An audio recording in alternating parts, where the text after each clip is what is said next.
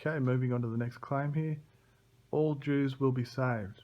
Romans 11:26. So we see here it says, and so all Israel will be saved. So essentially there's three ways that you can interpret the term all Israel. It can mean all Jews, Christians, or all of Israel's remnant.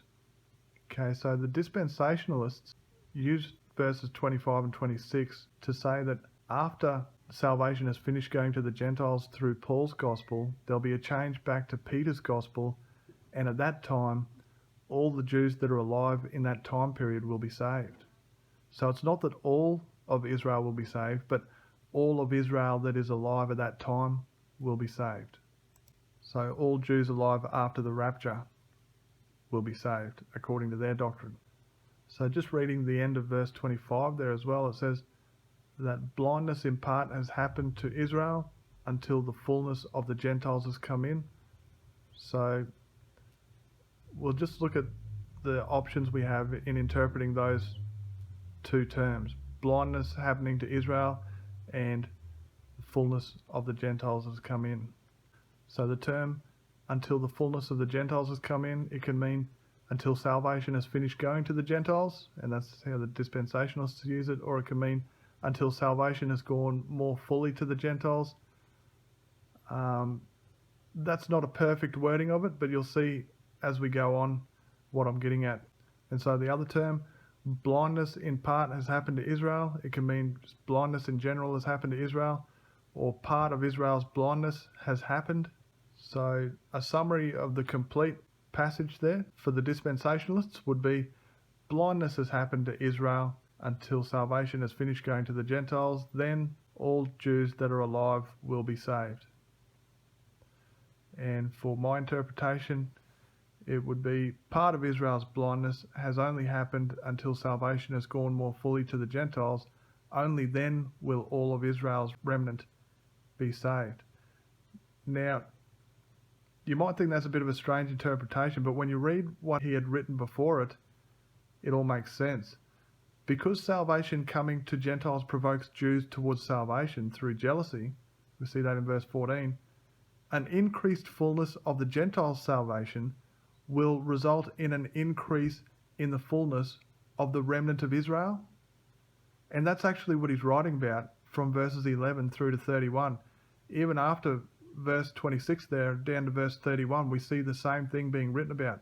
So I think we can be fairly sure that verses 25 and 26 are actually about how as Gentile salvation increases, the Jewish remnant increases. So it is not talking about all of Israel, it is talking about the remnant of Israel being made all, or being made full. Until salvation goes more fully to the Gentiles, the remnant of Jews will be incomplete. Why? Because salvation going to Gentiles draws Jews that were previously not saved towards jealousy and then salvation. As salvation goes more fully to Gentiles, more Jews get jealous and then saved. So until the fullness of the Gentile salvation came in, the fullness of the remnant of the Jews could not come in. My conclusion is that this already happened long ago, probably in the 1st, 2nd or 3rd centuries.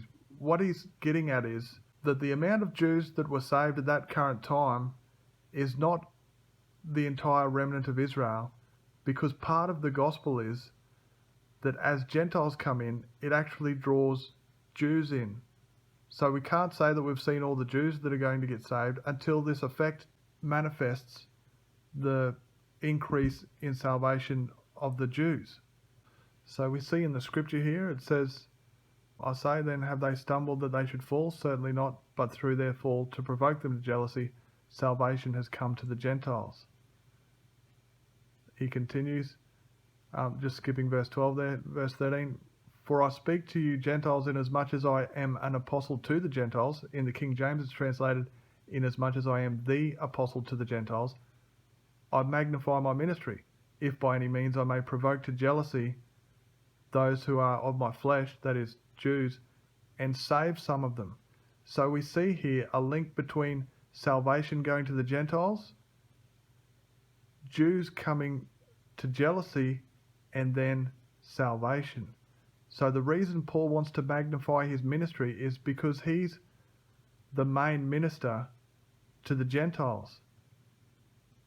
So he wants to magnify a ministry, his ministry, towards the Gentiles, maximizing salvation of the Gentiles, therefore maximizing the amount of Jews coming to jealousy and maximizing the amount of Jews coming to salvation through Christ.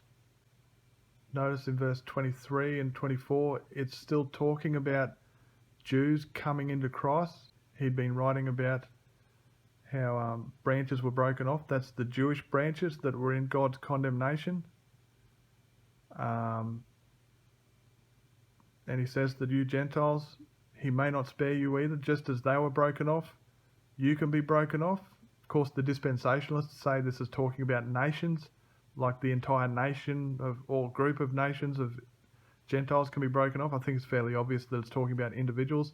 It's just that they don't like this part because it goes against their doctrine of once saved, always saved. But you can see here that it's still talking about this concept of how Jews can come into Christ. Even though they've been broken off out of covenant with God, they might come back in, you see. And down in verse 31, it's still talking about how salvation coming to the Gentiles leads to more Jews coming in. Through the mercy shown you, that is, Gentiles, they, Jews that were previously broken off, may obtain mercy. How? Because Gentiles being saved draws more Jews to God's mercy through jealousy, as we saw in verse 11 and 14. So we see here in verse 25, for I do not desire, brethren, that you should be ignorant of this mystery. The mystery is that Gentiles being saved draws more Jews to salvation. And in that sense, Christianity as a covenant turns away ungodliness from Israel, which is also referred to as Jacob. And so he wants them to not be ignorant of this mystery, lest they should be wise in their own opinion, that blindness in part has happened to Israel. That is, part of the blindness that is on Israel is only going to be in place until the Gentiles come in more fully. And after the Gentiles come in greater numbers, more Jews will become jealous and be turned towards salvation. Only then will Israel's all be seen. I think this would be better translated as, and so Israel's all will be saved. But of course I don't know any Greek. But I think it's talking about the remnant. All of Israel that is to be saved will be saved after the fullness of the Gentiles has come in. And again, I don't believe that this is referring to some time in the future. I believe that this happened a long time ago.